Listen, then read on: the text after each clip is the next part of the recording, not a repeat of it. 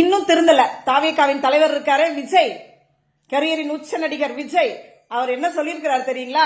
நாமக்கல்ல இன்னைக்கு தன்னோட பரப்புரை, அதாவது 3 நிமிஷம் டயலாக்ஸ் பேசுவார் இல்லையா, பேப்பரை திருப்பி திருப்பி பார்த்து இப்ப புதுசா எழுத்து கூட்டி வேற தமிழ்ல படிக்கிறாரு. ஓகேங்களா? அந்த பரப்புரையில ஒரு விஷயத்த சொல்லியிருக்காரு. அதுதான் ஹைலைட். அதுக்காக தான் இந்த வீடியோ.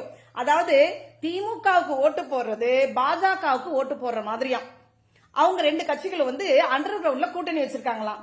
அட தற்குறி, அட கூமுட்ட. இதுவரைக்கும் பிஜேபி கொண்டு வந்த மக்கள் விரோத சட்டங்கள் எதை திமுக அரசாங்கம் ஏத்துக்குச்சு? எந்த சட்டத்தை? மக்கள் வெறுக்கிற சட்டத்தை, வெகுஜன மக்கள் எதிர்க்கிற சட்டத்தை, சிறுபான்மையின மக்கள் எதிர்க்கிற சட்டத்தை, எந்த சட்டத்தை, எந்த விஷயத்தை திராவிட முன்னேற்ற கழக எம்பிக்கள் அங்க ஆதரிச்சு ஓட்டு போட்டிருக்காங்க, ஆதரிச்சிருக்காங்க? தமிழ்நாட்டுல இதுவரைக்கும் பிஜேபி கொண்டு வந்த எந்த விஷயங்களை தமிழ்நாட்டு அரசாங்கம், திராவிட முன்னேற்ற கழக அரசாங்கம் எதை அனுமதிச்சிருக்கு, எதை ஆதரிச்சிருக்கு? இந்தியா கூட்டணி இந்தியாவையே ஒருங்கிணைச்சு ராகுல் காந்தியினுடைய தலைமையில, காங்கிரஸ் தலைமையில இந்தியாவை ஒருங்கிணைக்கிற ஒரு மிக முக்கியமான இடத்துல மு.க. ஸ்டாலின் அவர்கள் இருந்திருக்காங்க, தமிழ்நாட்டினுடைய முதல்வர். இன்னைக்கு ஓட்டு திருட்ட கண்டிச்சு எந்த அளவுக்கு அங்க பிரச்சாரம் பண்ணிட்டு இருக்கார் ராகுல் காந்தி. அவரோட தோளோட தோல் நின்று அவரோட கை கோர்த்து அந்த பிரச்சாரத்திற்கு, அந்த எதிர்ப்பிற்கு பிஜேபியினுடைய மிகப்பெரிய எதிர்க்கின்ற ஒரு மிகப்பெரிய சக்தியாக இன்னைக்கு இந்தியாவிலேயே தமிழ்நாட்டினுடைய முகமாக நம்ம மு.க. ஸ்டாலின் அவர்கள் இருக்கிறாங்க. சனாதனத்தை எதிர்த்து இன்னைக்கு வரைக்கும் உதயநிதி அவர்கள் பேசின விஷயங்கள், இன்னைக்கு வரைக்கும் சங்கிகள் அவரை தலைக்கு விளை வச்சாங்க.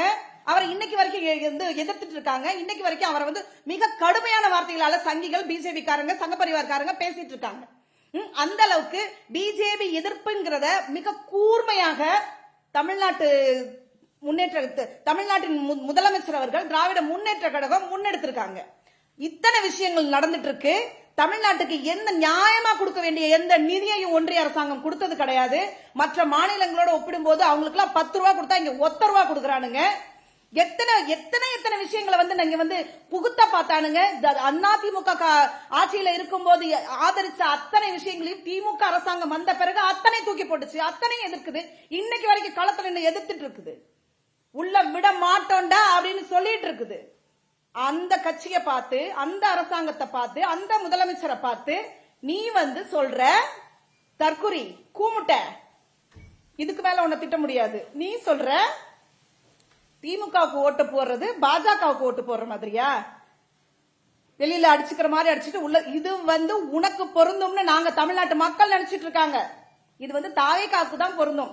இப்படி பேசுறாப்புல பேசிட்டு பிஜேபியோட கூட்டணி வச்சுட்டு நீ உள்ள அவங்கள நைஸா இழுக்கலான்னு பாத்துட்டு இருக்கியான்னு தமிழ்நாட்டு மக்கள் பேசிட்டு இருக்காங்க. ஜாக்கிரதையா பேசி இனிமே.